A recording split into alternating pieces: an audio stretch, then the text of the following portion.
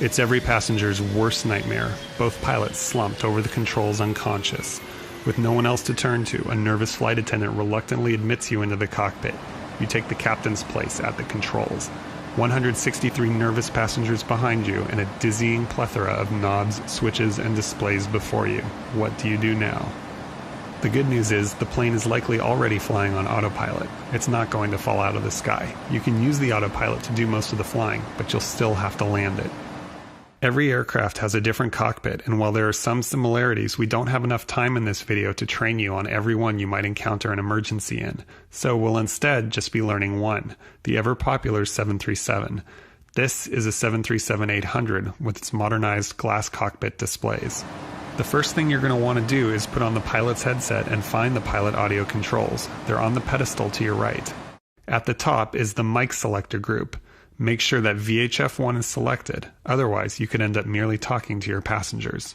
You tune frequencies up here. Chances are whatever frequency is already dialed in here will work fine, so just find the push-to-talk button on the yoke and hold it down to speak over the radio. Say something like, "Mayday, Mayday, Mayday. I am a passenger on board Delta Flight 1603.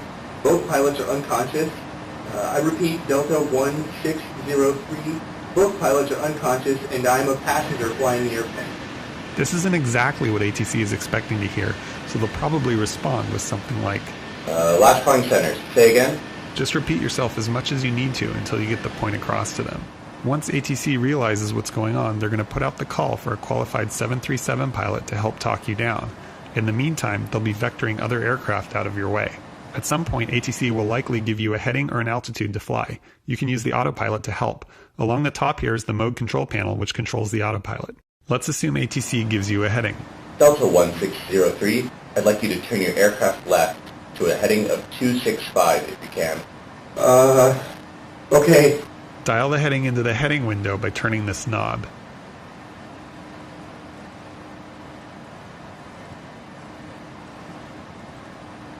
The aircraft isn't turning because the autopilot is following the flight plan. Press the heading select button to change this. The button will highlight, and you can see here on the primary flight display that heading select mode is active. Now the airplane starts a turn. You can see your current heading on the compass down here. Note that we're commencing our turn. At some point, ATC will want you to descend so you can land. Okay, good job, Delta 1603. Now I need you to descend to 10,000 feet whenever you can. All right, I'll try.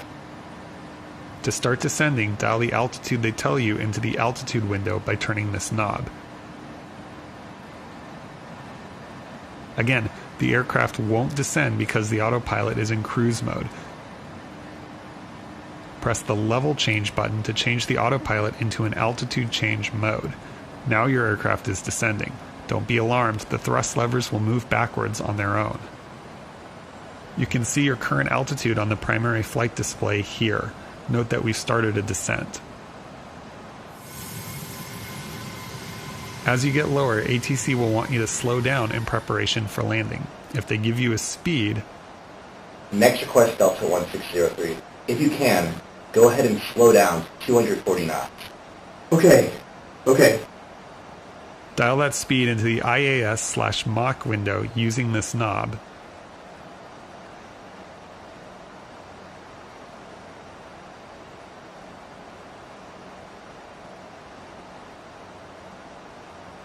Then press this little button here, labeled Speed Intervene. You can see your current speed on the primary flight display here. That little green arrow means you're slowing down. That's good. As you fly out of range of whichever traffic controller you're talking to, you may get a new frequency. Delta 1603, you're flying out of my range. If you can, I'd like you to switch to frequency 126.85. They'll help you the rest of the way. Okay, 126.85. Go back to the audio controls from before. Use the big outer knob here to set the first few digits of the new frequency. Use this smaller inner knob to set the decimal portion. Once you've set it, press the transfer button here to make the new frequency active. Then let your new controller know that you're here. Hello, this is Delta 1603. Got you loud and clear, Delta 1603. You're doing great. If at some point you get a new heading, Delta 1603, you're doing great. Now I need you to turn left to 220. Okay, 220. All you have to do is dial that heading into the heading window. No need to press heading select again, it's still active from before. On the other hand, if you get a new altitude, Almost there, Delta 1603. Slow down to 200 knots, and then we'll talk you through the landing. Okay, 200 knots. dial the new speed into the IAS/Mach window.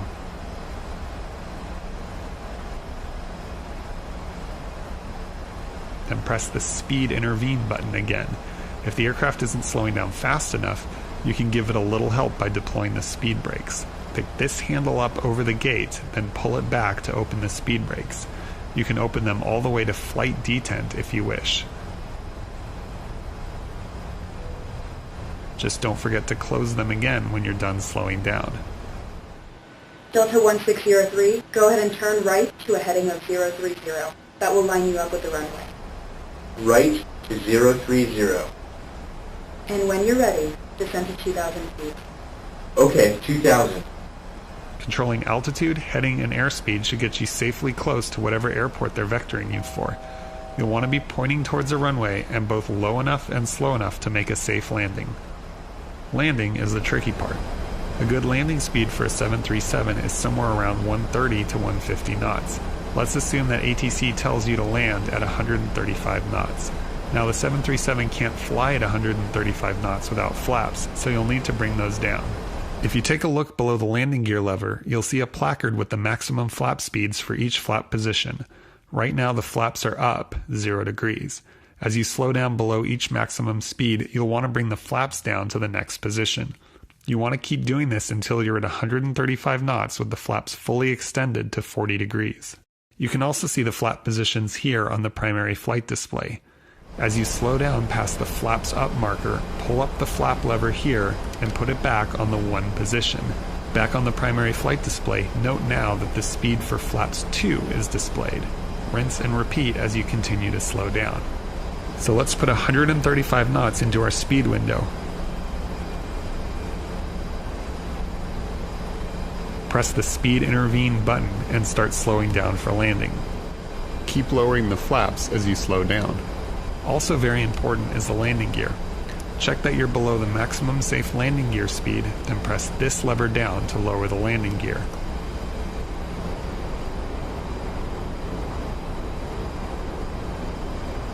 You should see these 3 lights turn green to indicate that all 3 landing gear are down and locked. The landing gear will also help slow the airplane down. Delta 1603, you should see Travis Air Base directly ahead. Land on any runway you like. Godspeed, sir. Okay, you're lined up for the runway, you're at a safe landing speed, the gear and flaps are down, and you're starting to feel like you might even survive this. It's time to turn off the autopilot and hand fly it to a landing. Press the Command A or Command B button, whichever is lit, to disable the autopilot. That will sound an alarm which you can silence by pressing this button here. Put your hands on the yoke, you're flying the plane now. Use smooth corrections to stay lined up with the runway. If you drift to the left, start a gentle turn to the right to fix it. Try to keep a nice, easy descent towards the runway. As you get closer, you'll start to see the PAPI lights on the runway. You'll want to see 2 white lights and 2 red lights. If you see 3 or 4 red lights, you're too low. Pull back to arrest your descent for a bit and then resume descending. If you see 3 or 4 white lights, you're too high. Push forward to increase your descent. Not a lot though. Just focus on staying aligned with the runway and on the correct descent rate, and you'll arrive at the threshold with the aircraft under control. As you get lower, you'll hear the airplane start to tell you how high you are, like this. 1,000. When you hear 50. it's time to start the flare. Pull back gently on the stick to bring the nose up to the horizon while pulling the thrust levers all the way back with your right hand. When you feel the airplane touch down, pull the speed brake lever all the way back and activate the reverse thrust by pulling up on these 2 paddles here. Push in on both of these pedals, like so, to use the wheel brakes. Keep your eyes forward so you don't roll off the side of the runway. Use your feet to steer by pushing on the left or right pedal, like so. When your speed gets to 60 knots, stop the thrust reversers by returning these paddles to the full down position. Keep braking the wheels by pushing in on the foot pedals. When the aircraft is stopped, set the parking brake by pulling on this lever, then shut down both engines by moving these two levers labeled fuel control to the cutoff position. You should see on the engine display that the engines are powering down. As the engines spool down, alarms will start to go off. No need to worry though, with the engines off, emergency personnel can now approach the aircraft. Grab a beer from the galley, pull an emergency exit handle, and enjoy the ride down the inflatable slide. You just became a hero today.